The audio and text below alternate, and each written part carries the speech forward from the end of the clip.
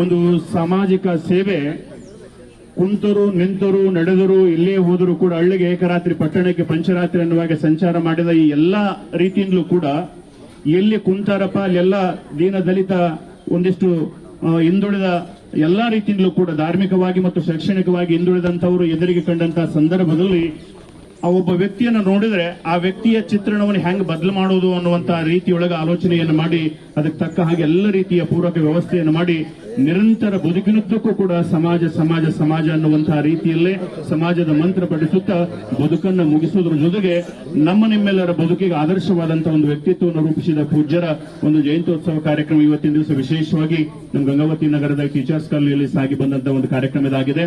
ಇವತ್ತಿನ ದಿವಸ ಬಂದಂತಹ ಪೂಜ್ಯರ ಬಗ್ಗೆ ನಾವೆಲ್ಲರೂ ತಿಳ್ಕೊಳ್ಳುವಂತ ವಿಚಾರ ಏನು ಅಂತಂದ್ರೆ, ಇಲ್ಲೆಲ್ಲ ರಾಜಕೀಯ ಗಣ್ಯಮಾನ್ಯರಿದ್ದೀರಿ, ಒಂದಿಷ್ಟು ಜನ ಇದ್ದೀರಿ. ಒಂದು ಸಣ್ಣ ಒಂದು ಉದಾಹರಣೆ ಹೇಳೋದ್ರ ಮುಖಾಂತರವಾಗಿ ತಿಳಿಸ್ತೀನಿ. ಅರ್ಜುನನಿಗೆ ದ್ರೋಣಾಚಾರ್ಯರು ಗುರುಗಳೇ, ಕೃಷ್ಣ ಪರಮಾತ್ಮನ ಗುರುನೇ, ತಮಗೆಲ್ಲ ಗೊತ್ತಿರೋ ಹಾಗೆ.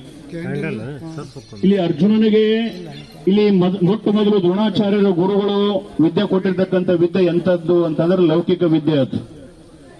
ಆದ್ರೆ ಅದೇ ಅರ್ಜುನನಿಗೆ ಕೃಷ್ಣ ಪರಮಾತ್ಮ ಕೊಟ್ಟಿರ್ತಕ್ಕಂಥ ಸಂಸ್ಕೃತಿ ಅಂದ್ರೆ ತಂದೆ ಕನ್ನಡ ನಾಡಿನ ಹೋರಾಟಗಾರ, ಮಗ ಆಂಗ್ಲ ಸಂಸ್ಕೃತಿಯ ಮೋಜಗಾರ, ತಾಯಿ ದೇವಪೂಜೆಯ ಭಾಮತೆ, ಮಗಳು ಸೌಂದರ್ಯ ಸ್ಪರ್ಧೆಯ ರೂಪವತಿ, ಗುರು ವಿದ್ಯೆ ವಿನಯದ ಆಚಾರ್ಯ, ಶಿಷ್ಯ ಅವಿದ್ಯ ವಿವೇಕದ ಚಪಲಾಚಾರ್ಯ, ತಂದೆಯಂತೆ ಮಗನಿಲ್ಲ, ತಾಯಿಯಂತೆ ಗುರುವಿನಂತೆ ಈ ಲೋಕದಂತೆ ನಾವಿಲ್ಲವಲ್ಲ ಅನ್ನುವಂತಹ ಪರಿಸ್ಥಿತಿ ಒಳಗೆ ಇವತ್ತು ಬದುಕ್ತಾ ಇರುವಂತದ್ದು.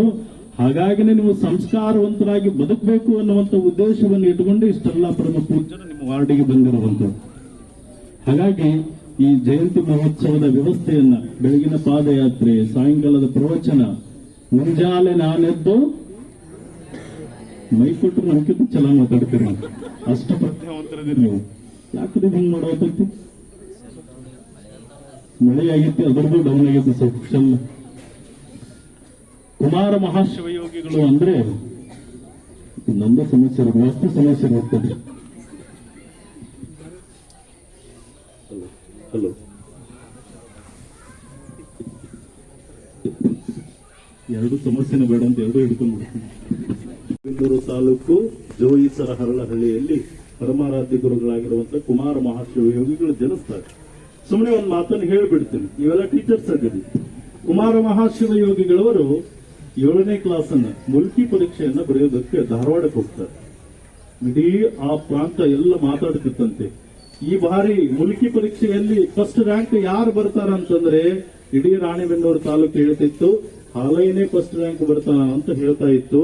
ನಾನು ಯೋಗ ಅಂತ ಹೇಳ್ತೇನೆ. ಅದಕ್ಕೆ ಹಾಲಯ್ಯನವರು ಆ ಮುಲ್ಕಿ ಪರೀಕ್ಷೆಯಲ್ಲಿ ಫೇಲ್ ಆಗಿಬಿಡ್ತಾರೆ. ಹಾನಗಲ್ ಕುಮಾರ ಶಿವಗಳು ಫೇಲ್ ಆಗಿಬಿಡ್ತಾರೆ. ನಾನು ಅದಕ್ಕೆ ಯೋಗ ಅಂತ ಹೇಳಿದ್ದೆ. ನಿಮ್ಮ ಮಕ್ಕಳು ಫೇಲ್ ಆದ್ರೆ ಯೋಗ ಅಂತೀರಾ? ಬೇಜಾರಾಗ್ತಿರಲ್ಲ? ಆನಗಲ್ಲ ಕುಮಾರ ಶಿವಯೋಗಿಗಳು ಅವತ್ತಲ್ಲಿ ಫೇಲ್ ಆಗಿದ್ದಕ್ಕಾಗಿ ಇವತ್ತು ಅಖಂಡ ವೀರಶೈವ ಲಿಂಗಾಯತ ಸಮಾಜ ಪಾಸ್ ಆಗೈತೆ ಅನ್ನುವಂಥದ್ದನ್ನ ನಾವು ಅರ್ಥ ಮಾಡಿದ್ದೇವೆ. ಅವರೇನಾದ್ರೂ ಅವತ್ತು ಪಾಸ್ ಆಗಿಬಿಟ್ಟಿದ್ರು ಅಂದ್ರೆ ಒಬ್ರು ಮಾಸ್ತರ್ ಆಗಿ ಹೋಗುವಂತಹ ವ್ಯವಸ್ಥೆ ಇರ್ತಿತ್ತು. ಈ ಸಮಾಜವನ್ನ ಕಟ್ಟುವಂತಹ ಪ್ರಜ್ಞೆ ಬರ್ತಾರೆ. ಈ ಟೀಚರ್ಸ್ ಕಾಲನಿ ಬಂದ ಮೇಲೆ ನಾನು ಹೊಸ ಆಯಾಮಗಳು ಸಿಕ್ಕು.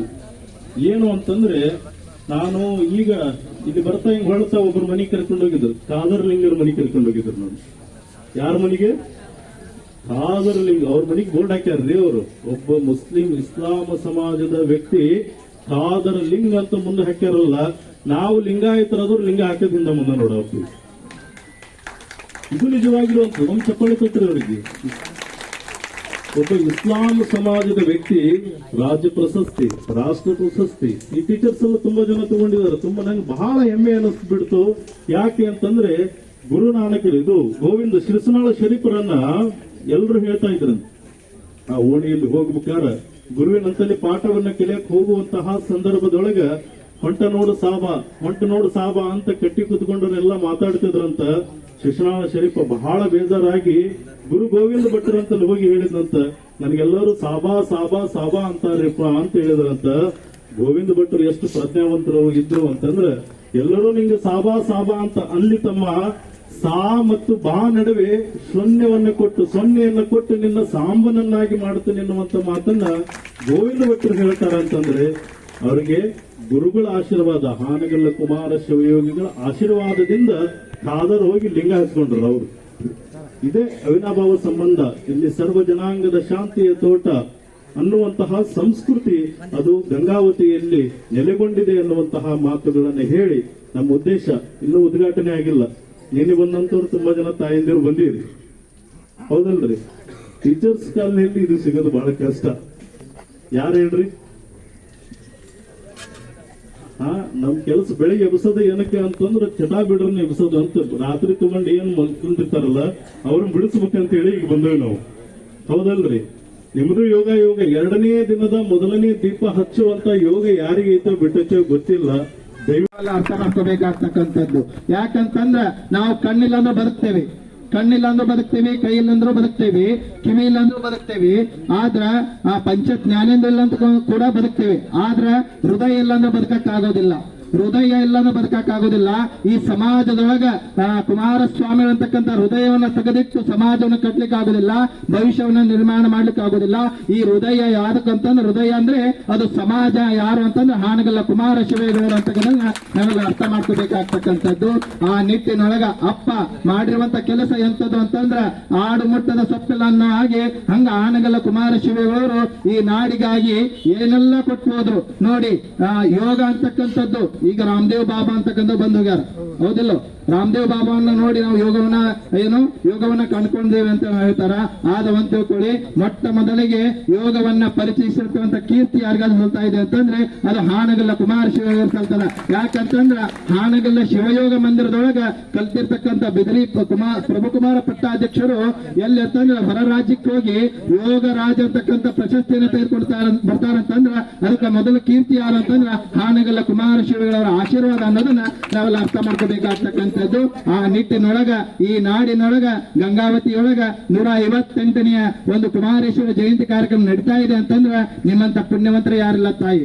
ಅದಕ್ಕಾಗಿ ಹೇಳ್ತಾರಲ್ಲ, ಬಹಳ ಖುಷಿ ಆಯ್ತು ಈ ಭಾಗದೊಳಗೆ ಬಂದಾಗ.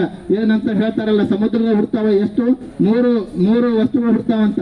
ಯಾವ್ಯಾವ ಹುಡ್ತಾವ್ರಿ? ಆನೆಕಲ್ ಹುಡ್ತದ, ಮತ್ತು ಉಪ್ಪು ಹುಡ್ತದ, ಮತ್ ಯಾವ್ದು ಹುಡ್ತದ? ಮುತ್ತು ಹುಡ್ತದ. ಆದ್ರ ಒಂದ್ ತಿಳ್ಕೊಳ್ಳಿ, ಆನೆಕಲ್ಲು ಏನಾಗ್ತದ? ಕೈ ಹಿಡ್ಕೊಳ್ರಿ, ಏನಾಗ್ತದ? ಕರಗ್ತದ. ಉಪ್ಪು ಅದು ಕರಗುತ್ತದ. ಆದ್ರ ಮುತ್ತು ಹಾಗೆ ಗಟ್ಟಿಯಾಗಿ ಉಳಿತದ. ಇಲ್ಲೆಲ್ಲ ನೋಡಿದ್ರ ಪಾದಯಾತ್ರೆ ಅಷ್ಟಲ್ಲ, ಈ ಕಾರ್ಯಕ್ರಮ ಪಾಲ್ಗೊಳ್ಳೋದು ನೋಡಿದ್ರ ಆದ್ರೆ ಈ ಗಂಗಾವತಿಯ ಭಕ್ತರ ಭಕ್ತಿ ಹೊತ್ತು ಅದು ಕರಗಂಗಿಲ್ಲ, ಅದು ಮುತ್ತಿನ ಹಾಗೆ ಗಟ್ಟಿಯಾಗಿರ್ತದೆ ಅನ್ನೋದನ್ನ ತೋರಿಸ್ಕೊಟ್ಟಿರ್ತಾವ ಯಾರಂದ್ರ ಆ ಗಂಗಾವತಿ ಭಕ್ತರು ಅಂತಕ್ಕದನ್ನ ಎಲ್ಲ ತಿಳ್ಕೊಂಡು ಈ ಕಾರ್ಯಕ್ರಮ ಸಂಜೆ ಜೀವನ ಚರಿತ್ರೆ